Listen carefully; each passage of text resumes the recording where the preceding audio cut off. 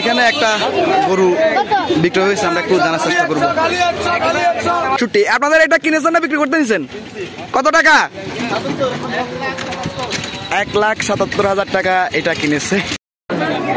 দাগনভূঞা উপজেলার আরো একটি কোরবানির পশুর হাট। এটি হচ্ছে দাগনভূঞা উপজেলার 7 নং মাতভূঞা ইউনিয়নের মাতভূঞা বাজার।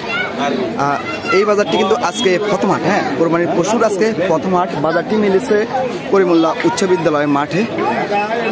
আমরা যথেষ্ট পরিমাণ বাজারে কোরবানির পশু দেখতে পাচ্ছি, গরু ছাগল সবকিছু মিলিয়ে মোটামুটি মাঝারি এবং বেচা বিক্রিও হচ্ছে, আমরা এমনটাই জানতে পেরেছি। তারপর আপনাদেরকে সম্পূর্ণ বাজারটা ঘুরে দেখাবো এবং আরো জানানোর চেষ্টা করব।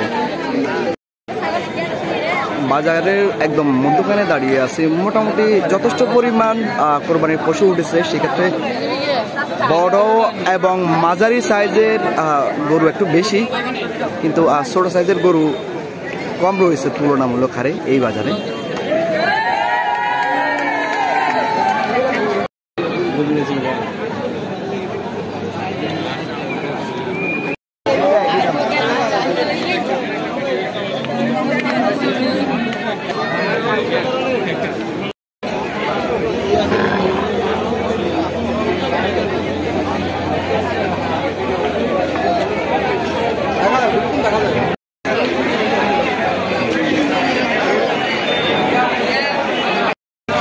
আমরা এই বাজারের হাসিল কিভাবে নিচ্ছে বা কিভাবে নির্ধারণ করা হয়েছে সেটি একটু জানার চেষ্টা করবো। আমরা টেবিলে রয়েছি।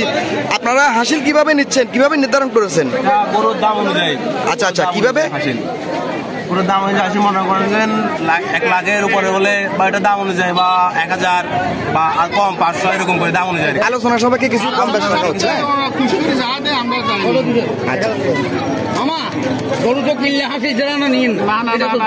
আচ্ছা, সেক্ষেত্রে ছাগলের বেলায় কত 200-300 এরকম করে 200 থেকে 300 আলোচনা সাপেক্ষে। আচ্ছা, এটা কি আপনাদের প্রথম হাট? হ্যাঁ, এটা আমাদের মাতৃ বাজারের প্রথম হাট। আচ্ছা, আরেকটা হাট কি আপনারা পাবেন ঈদের আগে? হ্যাঁ, আগামী বৃহস্পতিবার। আরেকটা হাট কি বারে? আগামী বৃহস্পতিবারে। আগামী বৃহস্পতিবার। হ্যাঁ। আচ্ছা, আজকে আপনাদের প্রথম হাট হিসাবে কয়টা গরু এবং ছাগল বিক্রি হয়েছে? ম্যাক্সিমাম 50-60 হবে। গরু ছাগল মিলিয়ে, কারণ আজকে বৃষ্টির কারণে এত আহামরি বিক্রি হয় নাই। আচ্ছা, সেক্ষেত্রে গরু বেশি না ছাগল বেশি বিক্রি হয়েছে? না, সবগুলো দোটাই মোটামুটি সেমে বিক্রি হয়েছে আজকে। এই বাজারের আরেকটা হাট রয়েছে, সেটি হচ্ছে আগামী বৃহস্পতিবার।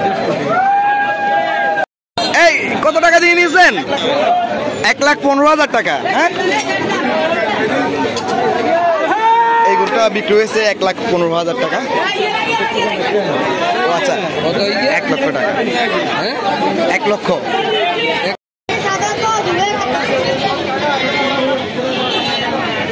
এই দিকটা হচ্ছে যে মূলত ছাগলের হাট।